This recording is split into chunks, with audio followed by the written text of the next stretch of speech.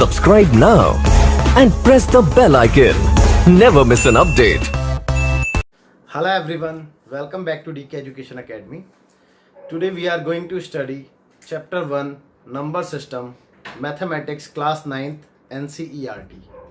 जैसा कि हमने लास्ट वीडियो में डिस्कस किया था इंट्रोडक्शन ऑफ एक्सरसाइज 1.3, आज हम NCERT की एक्सरसाइज 1.3 को करेंगे. ठीक है, उनके सॉल्यूशंस देखते हैं, है ना. तो मैं पहला क्वेश्चन लेता हूँ, उसके लिए मेरे को बुक लेनी पड़ेगी. एक बार मैं बुक ले लेता हूँ NCERT की. हाँ जी, तो पहला क्वेश्चन है write the following in decimal form and say what kind of decimal expansion each has. यानी कहने का मतलब ये है कि आपके पास कुछ नंबर्स लिखे हुए हैं और उनको आपने लिखना है डेसिमल फॉर्म में. ठीक है ना, डेसिमल फॉर्म में. और आपको ये भी बताना है कि आप उसके डेसिमल एक्सपेंशन के बारे में क्या कह सकते हैं. ठीक है, चलिए देखते हैं. ओके, तो question number 1, page number 14 NCERT. ठीक है, तो मैं बोर्ड पे लिख देता हूं एक बार. पहला पार्ट है इसका 36/100 एंड इस second part is 1/11. Third is 4 and a 1/8. Fourth part is 3/13. Fifth part is 2/11. छठा पार्ट है बेटा 329/400. ठीक है, अपॉन 400. तो ये आपके पास 6 पार्ट्स हैं बेटा. आपने बताना है इनको लिखना एक तो डेसिमल एक्सपेंशन की फॉर्म में, डेसिमल फॉर्म में, और आपने डेसिमल के बारे में भी बताना है. डेसिमल के बारे में क्या बताएंगे बेटे कि वो टर्मिनेटिंग है या फिर नॉन टर्मिनेटिंग रिपीटिंग है. ठीक है ना, चलिए देखते हैं. तो बहुत इजी है, जैसा कि मैं आपको इंट्रो में भी बता चुका हूं. आपने कुछ नहीं करना बच्चों, सिंपली आप क्या करेंगे, जैसे कि लेट्स से मैं पहले ही ले लेता हूं, पहला पार्ट है ना. तो पहले पार्ट में 36/100 है. आपने 36 को सिंपली 100 से डिवाइड कर देना है. अगर मैं इसकी बात करूं तो बेटा मैं आपको बता चुका हूं, अगर डिनोमिनेटर में 0 होते हैं 1 के साथ तो बहुत इजी हो जाता है डिवाइड करना. सिंपली मेरे को 2 0 हटाने हैं यहाँ से और 2 डिजिट के पहले पॉइंट लगा देना है. तो यहाँ पे पॉइंट रहेगा, यानी कि क्या आ गया बेटा 0.36. तो मैं इसके ये डेसिमल फॉर्म में कन्वर्ट हो चुका है. अब मेरे को इसको ये भी बताना था कि इसका डेसिमल किस टाइप का है, यानी कि टर्मिनेटिंग है, नॉन टर्मिनेटिंग, रिपीटिंग है. तो बच्चे क्या है, टर्मिनेटिंग है ना, टर्मिनेटिंग. ओके, चलिए एक आध और देखते हैं. चलो थर्ड कराया था मैं, सेकंड आप कर लेना. थर्ड सॉल्यूशन नंबर थर्ड में देखा जाए तो मिक्स फ्रैक्शन में आपके पास नंबर लिखा है 4 and a 1/8. तो मैं इसको मिक्स फ्रैक्शन को कैसे लिख सकता हूं बेटा, 8 4 32 प्लस 1 यानी कि 33/8 है ना. ठीक है, अब मेरे को 33 को 8 से डिवाइड करना है. तो देखते हैं 33 इज डिवाइडेड बाय 8. तो अगर मैं 8 से डिवाइड करता हूं तो 4 टाइम्स में जाएगा. 8 4 32, बचा 1 है ना, रिमाइंडर आया 1. और अब तो ये से जाएगा नहीं, तो पॉइंट लगा के 0 लगा देते हैं, है ना. तो 1 टाइम्स में जाएगा, 8 1 8, रिमाइंडर आ गया 2. तो पॉइंट तो लगाए, 0 लगा देते हैं. तो 8 2 16, बचा 4, 0 आ जाएगा. तो 8 5 40 है ना. यहाँ पे आ गया आपका रिमाइंडर 0, यानी खत्म. चलो मैं 0 लिख देता हूँ. तो बच्चे इसका डेसिमल एक्सपेंशन कैसा है, 4.125. इट मीन्स ये भी टर्मिनेटिंग है. चेक कर लो, ये भी टर्मिनेटिंग है. ठीक है, तो आई होप के 2 एग्जांपल काफी रहेंगे, क्योंकि मैं इंट्रो में भी आपको बता चुका हूं और सब में सिंपली सिर्फ आपको डिवाइड करना है ना. तो चलिए before that pause the video to note it down. मैं आगे के क्वेश्चन कराता हूं. हाँ जी, तो क्वेश्चन नंबर 2 देखते हैं एक बार.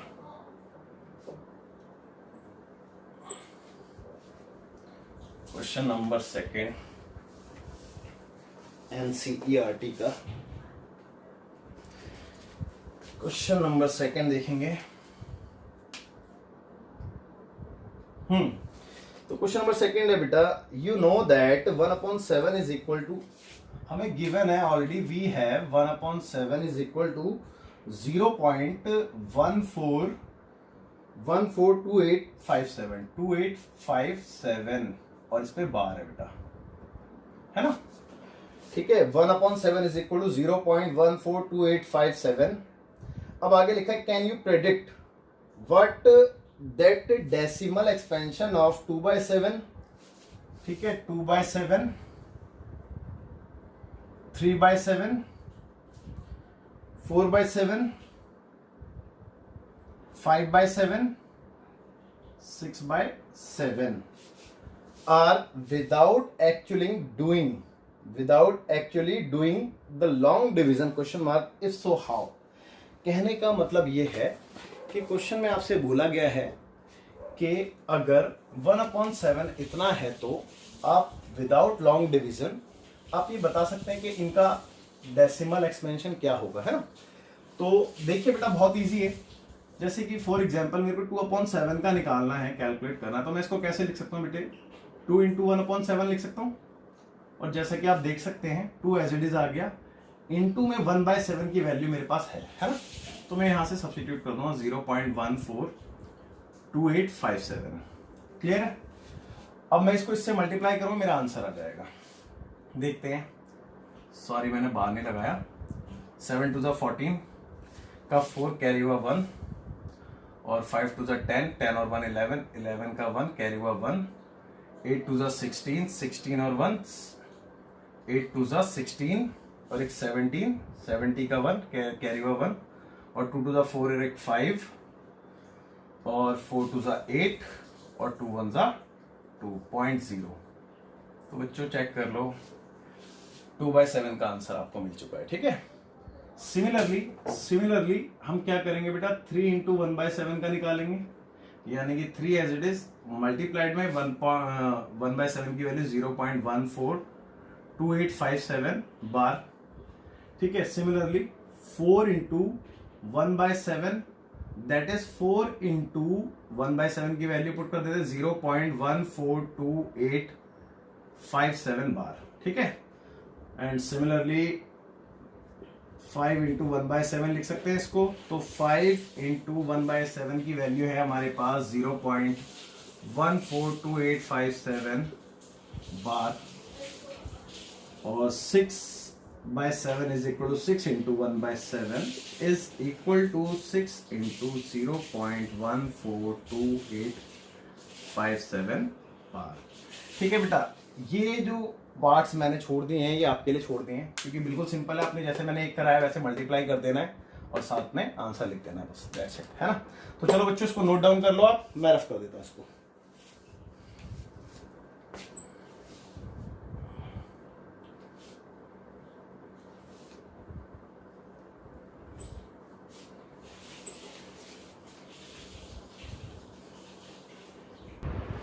हाँ तो बेटा क्वेश्चन नंबर 3 देखते हैं एक बार।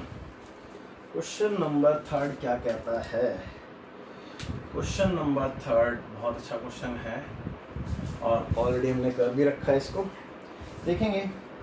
इसमें लिखा है बच्चों कि express the following in the form of P/Q, यानी कि हमने एक्सप्रेस करना है P/Q फॉर्म में, कुछ डेसिमल नंबर है ना, उसको P/Q फॉर्म में लिखना है। Where P and Q are integers, जहाँ पे P और Q की वैल्यू इंटीजर्स होनी चाहिए और and Q is not equal to 0, और Q की वैल्यू 0 नहीं होनी चाहिए। तो कुछ हमारे पास 3 पार्ट है इस क्वेश्चन में। पहला है 0.6 बार, सेकंड इज 0.47 बार, ओनली 7 पे बार है बेटा है, एंड थर्ड इज 0.001 और उन तीनों पे बार है ना, तीनों डिजिट पे बार है, 0.001 पे बार है। ओके, तो चलिए देखते हैं सॉल्यूशन नंबर फर्स्ट देखते हैं इसका। तो पहला सॉल्यूशन देखेंगे, जैसा कि मैंने आपको बताया था, सबसे पहला स्टेप आपने क्या करना है, लेट कर लेना है इसको x से। तो x इज इक्वल टू 0.6 बार और इसको इक्वेशन नंबर 1 मान लेंगे, है ना। क्लियर है बेटा। अब मैंने आपको बताया था आपने पॉइंट के बाद नंबर ऑफ डिजिट्स काउंट करने हैं कि कितने डिजिट रिपीट हो रहे हैं, नंबर ऑफ डिजिट्स कितने रिपीट हो रहे हैं। जैसे कि फॉर एग्जांपल इसकी बात करूँ तो 1 2 3 डिजिट रिपीट हो रहे हैं, इसकी बात करूँ तो सिर्फ 7 एक डिजिट रिपीट हो रहा है, यहाँ पे भी सिर्फ एक ही डिजिट रिपीट हो रहा है, दैट इज 6। तो जितने भी डिजिट रिपीट हो रहे होते हैं उतने जीरो हम 1 के बाद लगा देते हैं और उस वैल्यू से बोथ साइड मल्टीप्लाई कर देते हैं, ठीक है। तो ऑन मल्टीप्लाइंग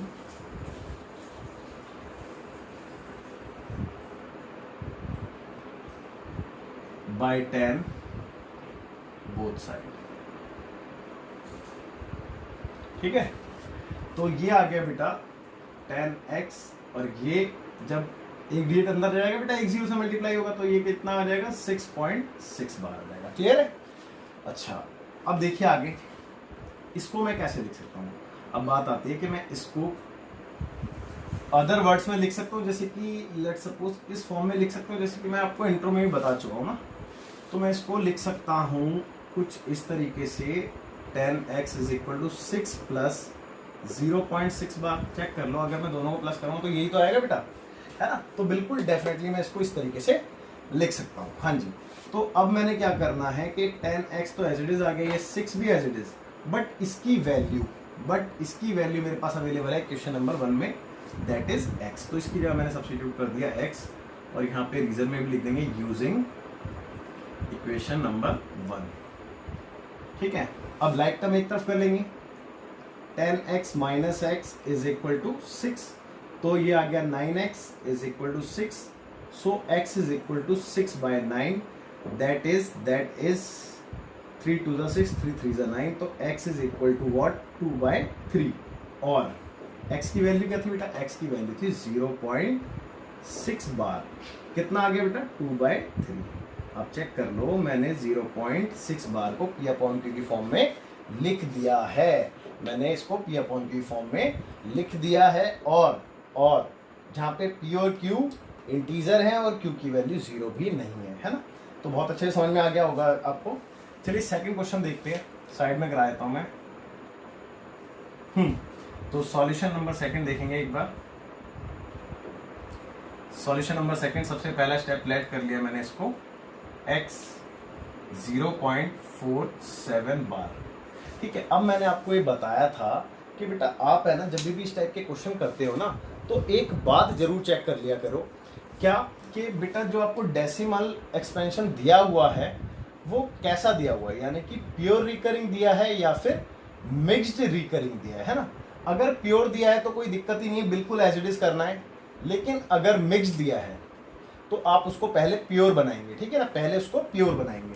तो ये वाले क्वेश्चन में तो बिल्कुल प्योर दिया था, कोई दिक्कत नहीं थी। और ये कैसे पता चलेगा प्योर है या मिक्स्ड है, मैंने आपको बताया था पहले भी कि पॉइंट के बाद अगर डिजिट रिपीट होना शुरू हो जाते हैं तो वो प्योर कहलाता है, लेकिन पॉइंट के बाद अगर डिजिट रिपीट होना शुरू नहीं हुआ है तो वो मिक्स्ड कहलाता है। तो मैं यहाँ पे अगर देखूँ तो पहले पॉइंट के बाद 4 आया, उसके बाद रिपीट होना शुरू हुआ है, तो यानी कि ये प्योर नहीं है, मिक्स्ड है। तो मैं इसको प्योर बनाने के लिए मेरे को कुछ ऐसा बनाना पड़ेगा कि पॉइंट के बाद रिपीट होना शुरू हो जाए, यानी कि इस पॉइंट को मुझे वहाँ पे शिफ्ट करना होगा। तो मैं इसके लिए क्या करूँगा बेटा, फिर से वही आप जानते हैं 10 से मल्टीप्लाई करना पड़ेगा, जैसे यहाँ पे क्या था। तो यहाँ पे भी हमने सबसे पहले वही किया, on multiplying by 10 both side. Okay, तो ये हो गया आपका 10x इज इक्वल टू, ये हो गया 4.7 बार। अब इसको इक्वेशन नंबर 1 मानना, ठीक है, क्योंकि जो प्योर नंबर होते हैं ना उसको इक्वेशन नंबर 1 मानते हैं, मिक्स वाले को नहीं। मिक्स वाले को पहले प्योर में कन्वर्ट किया जाता है ना। तो ये प्योर बन चुका है, इक्वेशन नंबर 1 मिल गई है आपको। अब आपने क्या करना होता है कि बेटा मैंने आपको बताया था जितने डिजिट रिपीट हो रहे हैं उतने 1 के बाद 0 लगा के मल्टीप्लाई करते हैं। तो यहाँ पे एक ही डिजिट रिपीट हो रहा है 7, तो यानी कि 1 के बाद 0 लगाऊंगा तो इट मीन्स 10 से मेरे को मल्टीप्लाई करना पड़ेगा। तो मैं यहाँ पे लिखता हूं अगेन मल्टीप्लाइंग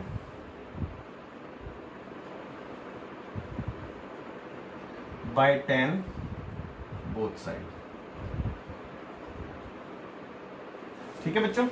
तो जब मैंने इसमें 10 का इंटू किया तो ये कितना हो जाएगा 100x हो जाएगा, और जब मैंने 10 का इंटू यहाँ पे किया तो एक डिजिट अंदर आ जाएगा, है ना, यानी कि ये हो जाएगा 47 और 0.7 बार, क्योंकि 7 तो चला ही जा रहा है ना।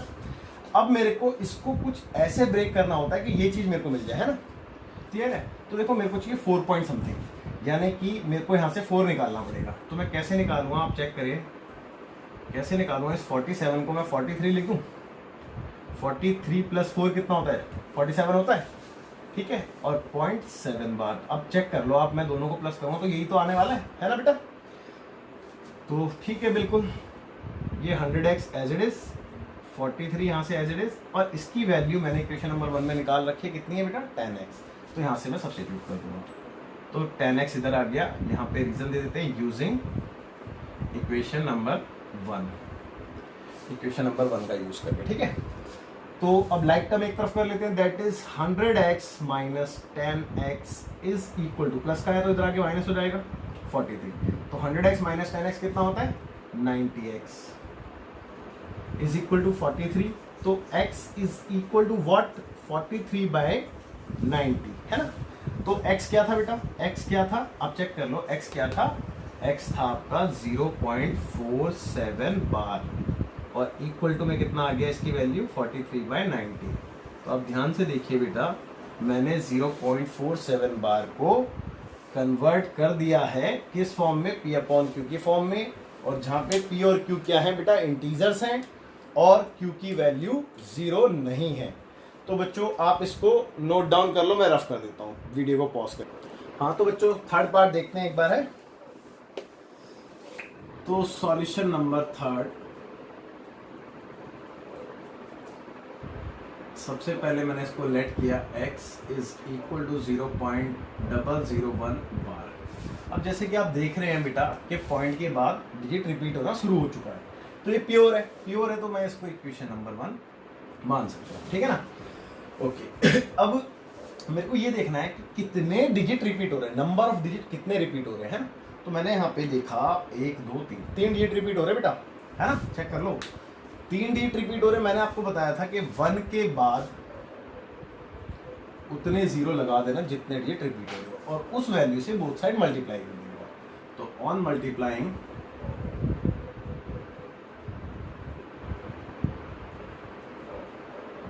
बाय 1000 बोथ साइड, ठीक है। तो ये हो जाएगा बेटा 1000x, और ये पॉइंट 3 डिजिट के बाद चला जाएगा, यानी कि 0 तो पहले से था और ये वाले डिजिट और रहेंगे, तो 0 0 1, और इसके बाद 0 0 1 बार एज, ठीक है ना, क्योंकि ये तो रिपीट हो रहा है ना बार बार। ओके अच्छा एक बात बताओ, आप भी जानते हो और मैं भी जानता हूँ कि आगे 0 लगाने का कोई मतलब नहीं है, तो मैं इन तीनों 0 को हटा देता हूँ, है ना, कोई मतलब ही नहीं है, लगाना ना लगाना बात ही है। चलिए अब इसको थोड़ा सा कन्वर्ट करने की कोशिश करते हैं इस फॉर्म में, है। तो कैसे, देखिए 1000x इज इक्वल टू, इसको मैं क्या लिख सकता हूँ बेटा, 1 अलग लिख सकता हूँ और 0.000 बार अलग कर सकता हूँ। चेक कर लो इस फॉर्म में आ भी गया ये, है ना। अब मैं इसकी जगह सब्स्टिट्यूट कर दूंगा x, तो 1000x is equal to 1 plus x, है ना, कैसे, using equation number 1, using equation number 1।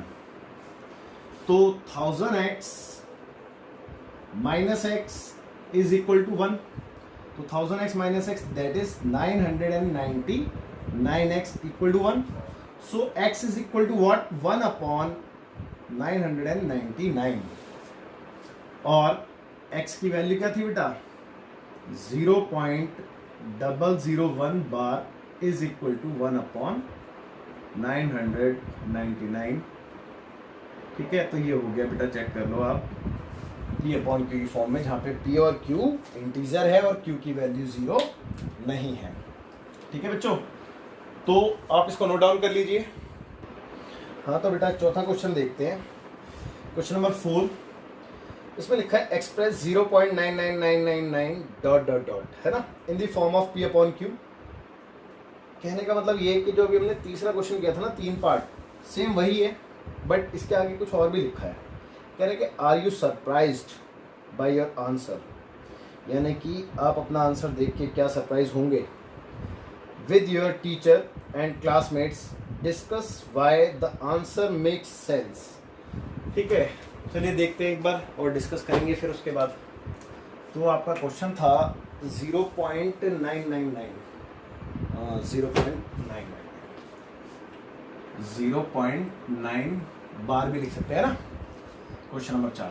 तो सबसे पहले क्या करना है, आपने लेट कर दिया इसको x। ओके, अब चेक करेंगे प्योर है या मिक्स्ड है। तो प्योर है, इक्वेशन नंबर 1 मान सकते हैं इसको। अब नंबर ऑफ डिजिट्स चेक करते हैं कितने रिपीट हो रहे हैं। तो कितने डिजिट रिपीट हो रहे हैं यहाँ पे, 1 डिजिट। तो मैंने बताया था जितने भी डिजिट रिपीट हो रहे हो 1 के बाद उतने 0 लगा के बोथ साइड मल्टीप्लाई कर देना, यानी कि 10 से मल्टीप्लाई करना। तो ऑन मल्टीप्लाइंग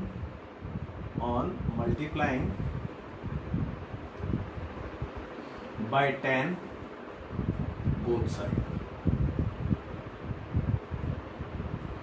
तो ये हो गया बच्चे 10x और ये हो जाएगा यहाँ पे 9.9 बार, है ना, क्योंकि एक डिजिट अंदर आएगा। ओके अब मेरे को क्या करना होता है कि इसको कुछ कन्वर्ट करना होता है इस फॉर्म में, है ना, यानी कि इसको ब्रेक करके कैसे भी इस फॉर्म में लाना होता है, यानी कि मेरे को 0.9 बार लाना है। तो मैं इसको ऐसे लिख सकता हूँ 9 प्लस 0.9 बार, आगे बच्चे इस फॉर्म में। ओके, तो अब इक्वेशन नंबर 1 का यूज करके इसकी जगह हम सब्स्टिट्यूट कर देंगे x। तो 10x is equal to 9 plus x, है ना। तो लाइक टर्म एक तरफ कर लेते हैं, that is 10x minus x is equal to 9। तो 10x minus x that is 9x is equal to 9। तो x is equal to 9/9 that is 1। तो x की वैल्यू 1 और x क्या था बेटे, x था 0.999 इक्वल टू।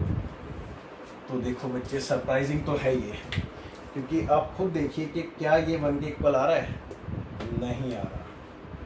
तो 1 के इक्वल ये बिल्कुल भी नहीं आ रहा। तो यही था इसमें सरप्राइजिंग वाली बात।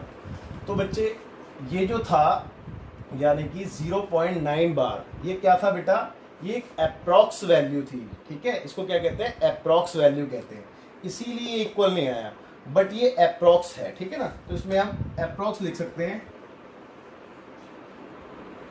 ठीक है, इसके बाद बात करते हैं अगले क्वेश्चन की। ठीक है, आप इसको नोट डाउन कर लो, मैं रफ कर देता हूँ।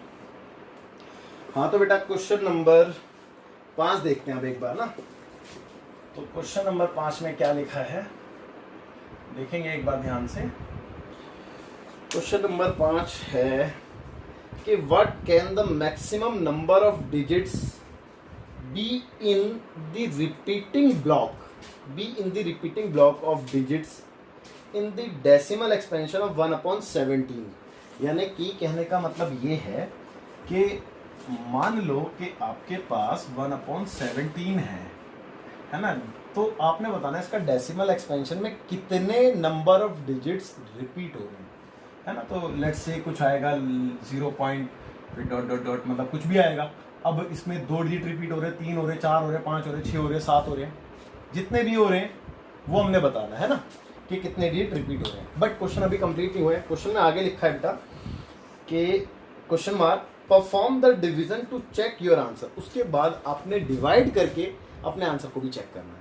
तो देखिए मैंने आपको इंट्रोडक्शन में बिल्कुल क्लियर बताया था कि जब भी हम डिवाइड करते हैं तो हमने वहाँ पे ऑब्जर्व किया था कि बच्चे कितने मैक्सिमम डिजिट रिपीट हो सकते हैं। मैंने आपको बताया था जितना भी डिनोमिनेटर लिखा होगा उससे ज़्यादा नहीं, उससे ज़्यादा डिजिट रिपीट नहीं हो सकते हैं, है ना। बट उससे कम कितने भी हो सकते हैं, है ना। यानी कि उससे कम का मतलब है मैक्सिमम 16 डिजिट रिपीट हो सकते हैं ना। तो हम क्या लिखेंगे बेटा कि जो डिनोमिनेटर है, जो भी डिनोमिनेटर है, ठीक है, सॉरी, ठीक है, जो भी डिनोमिनेटर है उससे कम, तो लेस देन उससे कम नंबर ऑफ डिजिट रिपीट हो रहेंगे। ठीक है, नंबर ऑफ डिजिट रिपीट। ठीक है, यानी कि डिनोमिनेटर कितना है, डिनोमिनेटर 17 है, यानी कि 17 से कम कितने, 16। यानी कि 16 का मतलब ये नहीं है कि यहाँ पे 16 डिजिट रिपीट हो रहे होंगे, लेकिन maximum number of digit 16 repeat हो सकते हैं, 16 से ज़्यादा रिपीट नहीं होंगे। तो हम कह सकते हैं कि maximum number of digit repeat when 1 divided by 17. Maximum number of digit repeat when 1 divided by 17 is 16. ठीक है, यानी कि 16 डिजिट मैक्सिमम रिपीट हो सकते हैं इसमें ना। अब इसको क्वेश्चन में बोला था कि लॉन्ग डिवीजन से चेक करो अपने आंसर को। ठीक है, तो मैंने देखो यहाँ पे इसको 1 को 17 से डिवाइड किया है, तो बहुत बड़ा डिवीजन था, तो इसलिए मैंने डायरेक्ट लिख दिया है, सॉल्यूशन समझाया नहीं है इसका। तो आपको डिवीजन तो आता ही है, तो वो समझाने की जरूरत भी नहीं है। बस मेरे को आपको ये दिखाना था कि हमारा आंसर जो लिखा है हमने वो कितना सही है ना। तो आप काउंट करिए। तो बेटा मैंने देखा 1 2 3 4 5 6 7 8 9 10 11 12 13 14 15 16, इसमें पूरे 16 डिजिट रिपीट होंगे। ठीक है, अब ये लास्ट में एंड मैंने 1 पे छोड़ा। 1 पे क्यों छोड़ा? क्योंकि बेटा फिर से रिपीट होना शुरू हो गया था यहाँ पे, है ना। अब 1 के आगे अगर मैं करता हूँ सारे डिजिट अगेन रिपीट होना शुरू हो जाते, तो मैं क्या करूँगा यहाँ पे इसके ऊपर बार लगा दूँगा, ये सारे डिजिट रिपीट हो गए। ठीक है बच्चों, तो इसको नोट कर लीजिए आप, मैं रफ कर देता हूँ इसको।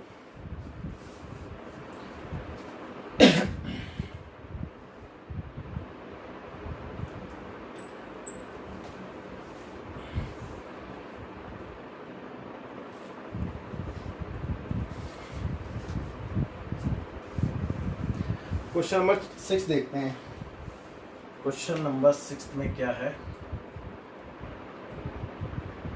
क्वेश्चन नंबर 6 में लिखा है कि look at several examples of rational numbers in the form p upon q, यानी कि कुछ आपने एग्जांपल्स देखने हैं जो कि p अपॉन q की फॉर्म में होने चाहिए, जहाँ पे q की वैल्यू 0 नहीं होनी चाहिए, where p and q are integers, और p और q यहाँ पे इंटीजर्स होने चाहिए विद नो कॉमन फैक्टर, और p और q के बीच में कोई भी कॉमन फैक्टर नहीं होना चाहिए। इट मीन्स को प्राइम होनी चाहिए। ठीक है ना, common factors other than 1 and having terminating decimal.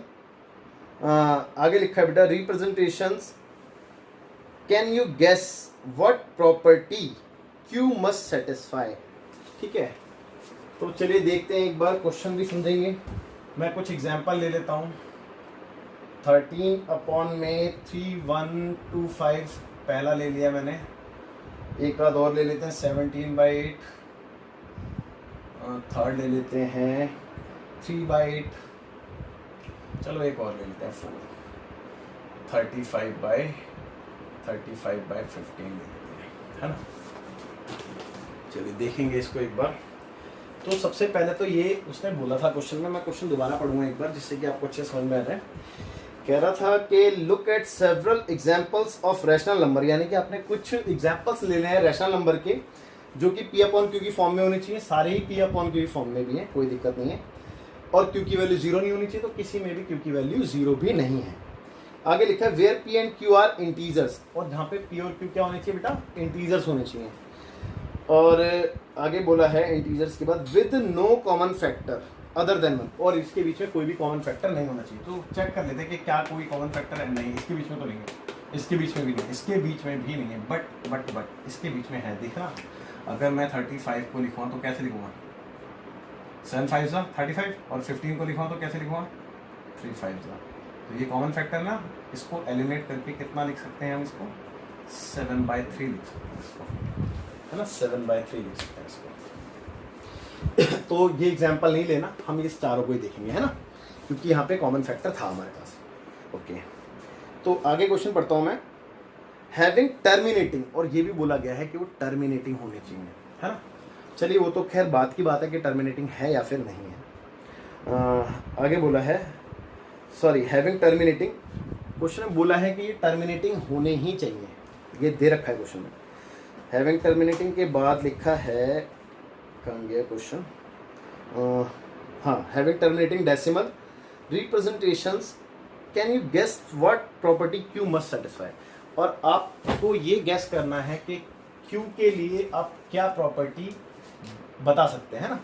तो देखिए, वैसे तो अगर ये क्वेश्चन 10th क्लास में होता तो नो डाउट 10th क्लास के सारे बच्चे बता देते, क्योंकि 10th क्लास के बच्चों ने सीखा है इसके बारे में ना बहुत अच्छे से।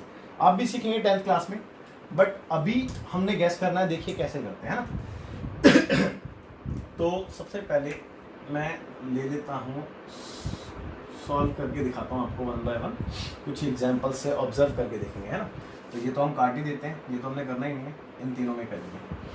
तो अगर मैं इसकी बात करूँ बच्चे, या फिर मैं इसकी बात करूँ, या फिर मैं इसकी बात करूँ, तो आपने देखा कि सारे ही P/Q की फॉर्म में लिखे हुए हैं और किसी के भी अपॉन में 0 नहीं है और इनमें इनके बीच में कोई भी कॉमन फैक्टर नहीं है, है ना। तो अब ये बात तो क्लियर हो गई है कि क्वेश्चन में लिखा था कि ये सारे के सारे टर्मिनेटिंग है, टर्मिनेटिंग, और मैंने कुछ एग्जांपल्स भी ऐसी दी जो टर्मिनेटिंग हो, है ना। ओके अब आपने ये बताना था कि अगर ये टर्मिनेटिंग है तो आप क्या प्रॉपर्टी गैस कर सकते हैं, है ना। तो मैंने क्या किया, और क्यू के लिए बताना था, तो इसीलिए मैंने क्यू के ना फैक्टर किया। सबसे पहले मैंने क्यू के फैक्टर किए, जैसे कि मैंने पहला लिया 13/3125 था, इसमें क्यू क्या था बेटा 3125 था, मैंने इसके फैक्टर किए, ठीक है। तो 5 से जाएगा 5 दूनी 10 5 दूनी 25, फिर से 5 से जाएगा 5 5 5 दूनी 10 5 दूनी 25, फिर से 5 से जाएगा, फिर से 5 से जाएगा और फिर 5 से। तो 1 2 3 4 5, यानी कि मैं लिख सकता हूँ 13/5 है ना, इसके लिए। सेकंड देखा मैंने 13/8, तो मैंने यहाँ पे जब डिनोमिनेटर के फैक्टर किए तो इसको मैं लिख सकता हूँ 2/3। सिमिलरली मैंने जब थर्ड देखा तो थर्ड में भी मैं 3/2/3 लिख सकता हूँ, ठीक है, चेक कर लो आप। तो बच्चे यहाँ से मैं क्या ऑब्जर्व कर पा रहा हूँ, अगर मैं इन कुछ एग्जांपल्स को देख रहा हूँ तो मैं क्या ऑब्जर्व कर रहा हूँ बेटा, इसमें मैं ये ऑब्जर्व कर रहा हूँ कि अगर डिनोमिनेटर में 2 की पावर समथिंग या फिर 5 की पावर समथिंग हो, 2 की पावर समथिंग और 5 की पावर समथिंग हो, तो टर्मिनेटिंग होता है डेसिमल, है ना। तो डेसिमल क्या होता है, टर्मिनेटिंग होता है। इन क्वेश्चंस को देख के तो मैं ये ऑब्जर्व कर सकता हूँ, क्योंकि बेटा क्वेश्चन में पहले से ही गिवन है कि सारे के सारे टर्मिनेटिंग है, और मैंने एग्जांपल में भी टर्मिनेटिंग दी है। लेकिन जब मैंने क्यू के फैक्टर किए तो मैंने कुछ ऑब्जर्व किया कि कुछ ऐसी चीज़ है ना। तो बच्चे मैं ये कह सकता हूँ कि भैया 2 की पावर समथिंग या फिर 5 की पावर समथिंग होता तो काम बन जाता। अच्छा एक बात बताइए, क्या मैं इसके इंटू में 1 नहीं लिख सकता? क्या मैं इसके इंटू में 1 नहीं लिख सकता? क्या मैं इसके इंटू में 1 नहीं लिख सकता? और 1 की जगह आप भी जानते हैं, मैं भी जानता हूँ कि 1 की जगह किसी की भी पावर 0 लिख सकते हैं, क्योंकि n की पावर 0 = 1 होता है, तो किसी भी पावर 0 लिख सकते हैं। तो इस 1 की जगह मैंने अगर सब्स्टिट्यूट कर दिया 5 की पावर 0, सिमिलरली इस 1 की जगह भी 5 की पावर 0, और इस 1 की जगह 5 की पावर नहीं 2 की पावर 0, क्योंकि 5 तो ऑलरेडी था इसमें ना। तो बच्चे यहाँ से एक बात समझ में आती है कि जिसका डिनोमिनेटर ठीक है, जिसका डिनोमिनेटर यानी कि Q, ठीक है, Q, ये अपॉन Q की फॉर्म का मतलब क्या होता है कि डिनोमिनेटर मतलब Q, जिसका Q है ना, किस फॉर्म में आ जाएगा 2 की पावर n इंटू 5 की पावर m, ठीक है, 2 की पावर n इंटू 5 की पावर m की फॉर्म में आ जाएगा, कॉमा वेयर, ठीक है, where n comma m are whole numbers. Whole numbers क्या होता है मैंने बताया था 0 1 2 3 4 5 6 7 8 9 10, है ना, एंड सो ऑन, ठीक है। तो जहाँ पे n और m की वैल्यू क्या होगी बेटा, होल नंबर। देखो ना होल नंबर तो 0 और 5, 3 और 0, 3 और 0 होल नंबर है ना। जहाँ पे n और m क्या होंगे बेटा, होल नंबर होंगे। ऐसे डेसिमल को क्या कह सकते हैं हम, टर्मिनेटिंग, ठीक है। तो ऐसे डेसिमल को हम क्या कह सकते हैं, टर्मिनेटिंग, ठीक है बच्चों, समझ में आया अच्छे से। मैं इसको रफ कर देता हूँ, आप नोट डाउन कर लो इसको।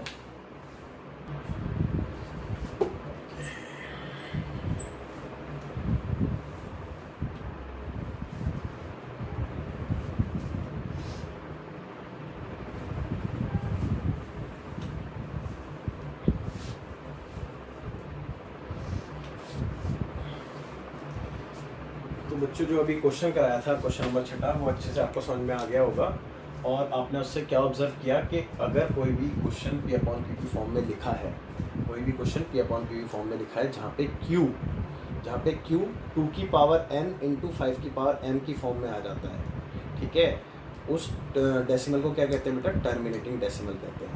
यानी कि मैं बिना डिवाइड करे ये बता सकता हूँ कि डेसिमल टर्मिनेटिंग है या फिर नहीं है, ठीक है ना। ओके, तो चलिए देखिए बेटा 7 क्वेश्चन में क्या लिखा है। क्वेश्चन नंबर 7 में लिखा है right 3 numbers whose decimal expansion are non terminating. यानी कि हमने ऐसे 3 नंबर्स लिखने हैं, ठीक है, जिसके डेसिमल कैसे हो बेटा, नॉन टर्मिनेटिंग हो और नॉन रिकरिंग मतलब समझते हो ना, मतलब रिपीट ना हो रहे हो। यानी कुल मिला के इनडायरेक्ट वे में आपसे 3 इरेशनल नंबर मांग लिए है ना, 3 इरेशनल नंबर निकालने हैं। तो कोई दिक्कत नहीं है बेटा, इरेशनल नंबर मैंने आपको बहुत अच्छे से समझा दिया क्या होता है। कोई भी ऐसा नंबर आप सोच लो, अपने दिमाग से सोच लो, अपने माइंड में गैस करो, हजारियों नंबर है, आप कोई भी नंबर सोच लो, ठीक है, ऐसा नंबर जिसका ना तो एंड हो रहा हो और ना ही उसके डिजिट रिपीट हो रहे हो, बस इतना सा ध्यान रखना है। जैसे कि for example 0.01 001 001 4 bar 01 and dot dot dot, ठीक है, पहला नंबर ये हो गया। एक नंबर और चलो सोचते हैं 0.50 500 5 000 5 4 बार 0 डॉट डॉट डॉट, ये हो गया है ना। एक और नंबर बोला है, 3 मांगे एग्जाम्पल, एक और ले लेते हैं 0.02 002 002 4 टाइम्स 02 है ना, डॉट डॉट डॉट, क्लियर है, ठीक है। तो आपको 3 ऐसे नंबर बताने थे जो कि नॉन टर्मिनेटिंग और नॉन रिकरिंग, ठीक है। मैं इसको रफ कर देता हूँ, एक बार आगे देखते हैं फिर उसके बाद। ओके बच्चों, तो करते हैं, बढ़ते हैं अपने अगले क्वेश्चन की तरफ, दैट इज क्वेश्चन नंबर 8। तो क्वेश्चन नंबर 8 पढ़ता हूँ मैं एक बार क्या लिखा है।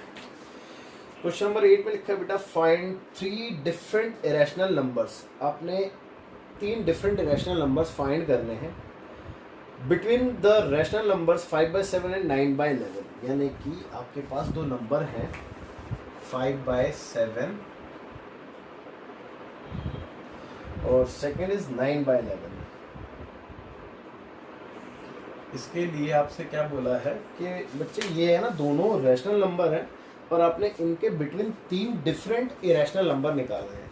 यानी कि इनके बिटवीन आपने 3 इरेशनल नंबर बताने हैं। अभी पिछले क्वेश्चन में हमने इरेशनल नंबर बताए थे, लेकिन अब ये बात ध्यान रखनी है कि इससे बड़ा हो और इससे छोटा हो। तो पहले मैं इसकी एक्चुअल वैल्यू देख लेता हूँ कितनी आ रही है ना, उसके बाद मेरे को आइडिया मिल जाएगा कि मेरे को जो अपना इरेशनल नंबर लेना है वो इससे बड़ा और इससे छोटा मैं कैसे ले सकता हूँ। तो कैसे निकालूंगा बेटा, मैं डिवाइड करूँगा यहाँ पे 5 को 7 से, है ना। तो सबसे पहले तो 0, फिर पॉइंट, फिर यहाँ पे 0 आ गई, 7 7 ज़ा 49, 1 बचा, पॉइंट तो है ये 0 लगा दो, 7 1 ज़ा 7, 3 बचा, पॉइंट है ये 0 लगा दो, 7 4 ज़ा 28, 2 बचा, पॉइंट है 0 लगा दो, और 7 2 ज़ा 14, 6 बचा, फिर से 7 8 ज़ा, ठीक है, बचा कितना बेटा 4, ओके, फिर से 0, और 7 5 ज़ा बचा कितना 5। अब 5 बच गया और 5 से तो हमने स्टार्ट किया था, यानी कि इसके आगे अब ये रिपीट होगा, है ना, इसके आगे अब ये रिपीट होगा। तो कितने डिजिट रिपीट हो रहे हैं, 1 2 3 4 5 6 6 डिजिट रिपीट हो रहे हैं, जैसा कि मैंने बताया था कि इससे कम, है ना। तो देखिए यहाँ पे बताता हूँ मैं आपको साइड में ना थोड़ा सा, या फिर पहले मैं तो अब 9 को डिवाइड करना है हमें 11 से, ठीक है ना। तो चलिए एक बार देखते हैं। सबसे पहले तो ये जाता नहीं है इससे, तो फिर 0 पॉइंट लगेगा तो ये 90 हो गया, 11 8 ज़ा 88, 2 बचे, पॉइंट है 0 लगा देते हैं, 11 1 ज़ा 11, 9 आ गया। अब 9 आ गया तो इसका मतलब फिर रिपीट होना शुरू हो गया है, तो 0.81 कह सकते हैं ना बच्चों। तो एक बार देखना ध्यान से, मैं यहाँ पे इसका सॉल्यूशन करा रहा हूँ। ये तो एक तरीके का रफ पार्ट था, है ना बेटा। तो देखिए 5/7 को हम क्या लिख सकते हैं बेटा, 5/7 को हम क्या लिख सकते हैं, 0.71428 बार, ठीक है, जैसे कि देख सकते हैं आप। और 9/11 को क्या लिख सकते हैं आप? 9/11 आ गया आपका 0.81 बार, ठीक है। अब इनके बीच में, अब इनके बिटवीन मेरे को कितने नंबर मांगे थे बेटा? 3 रैशनल नंबर मांगे थे ना क्वेश्चन नंबर 8 में। हाँ, 3 डिफरेंट इरेशनल नंबर। तो 3 इरेशनल नंबर निकालने हैं, तो इनके बिटवीन निकालने, बस इस बात का ध्यान रखना है। इरेशनल नंबर तो हम निकाल ही देंगे, है ना, वो तो आपको पता ही है कि ऐसे नंबर देख लीजिए जो जिसका ना तो एंड हो और ना ही रिपीट हो, है ना, नॉन टर्मिनेटिंग, नॉन रिकरिंग या नॉन रिपीटिंग, है ना। तो चलिए देखिए, तो मैं यहाँ पे लिख रहा हूँ हैंस 3 irrational number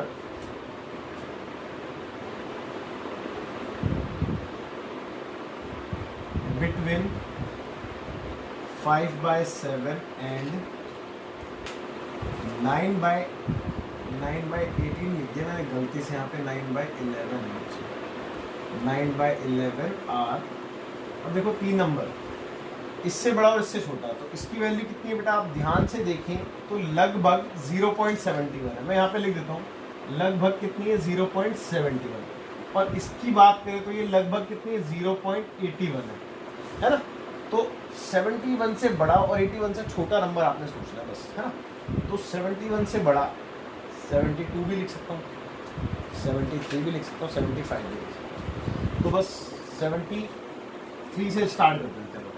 तो बेटा क्या आ गया? 0.73, 0073, 3 बार 073 एंड डॉट डॉट डॉट, है ना, कॉमा।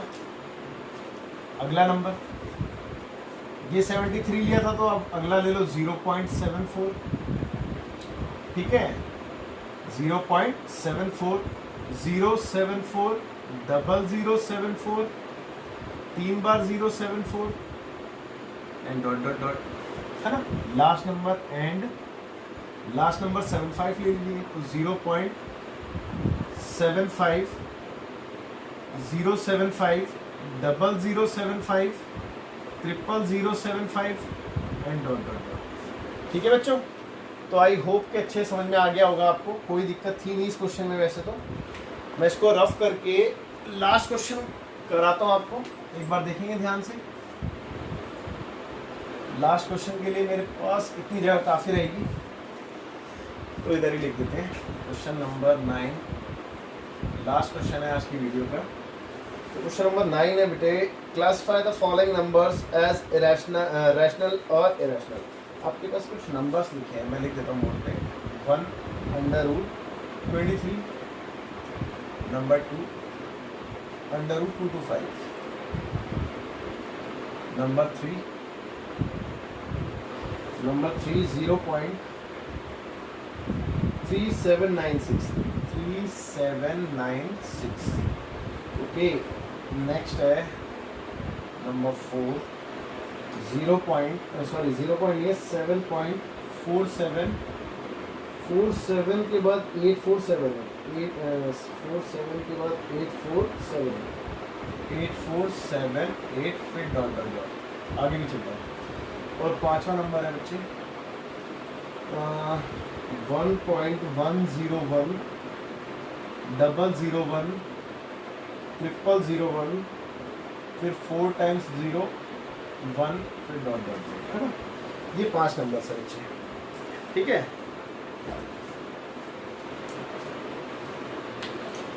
चलिए ध्यान से देखते हैं। अच्छा, इसको देख के तो आप डायरेक्टली बता सकते हो कि देखो ना, इरेशनल है भाई, चेक कर लो, इरेशनल है ना, क्योंकि नॉन रिपीटिंग, नॉन रिकरिंग, तो इरेशनल। ये क्या है बेटा? इरेशनल है ना। ये टर्मिनेटिंग है, दिख रहा है आपको साफ साफ, है ना, तो इरेशनल कहलाएगा।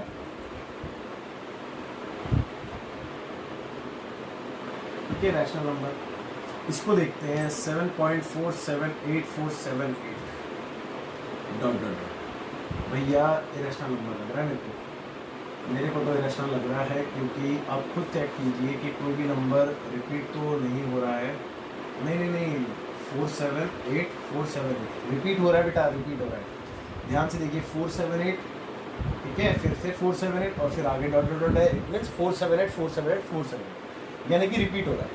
तो ये नॉन टर्मिनेटिंग रिपीटिंग है, तो नॉन टर्मिनेटिंग रिपीटिंग को क्या कहते हैं? रैशनल कहते हैं। तो ये भी रैशनल है, ठीक है, रैशनल नंबर। इसकी बात करते हैं बेटा, जैसे कि √225 है ना, मैंने आपको बताया था इंट्रोडक्शन में ही कि अगर अंडर रूट के अंदर not a perfect square number है, कोई भी ऐसा नंबर जो परफेक्ट स्क्वायर नहीं है, तो वो डेफिनेटली इरेशनल कहलाता है। लेकिन अगर वो परफेक्ट स्क्वायर है तो वो 110% रैशनल होता है। तो अगर आप इसको ध्यान से देखें ना, तो ये 15 का स्क्वायर होता है। क्या होता है बच्चे? 15 का स्क्वायर, 15 का स्क्वायर होता है। क्योंकि अगर आप इसके फैक्टर करेंगे, यहाँ पे मैं करके भी दिखा देता हूँ, तो क्या आने वाला है चेक करो।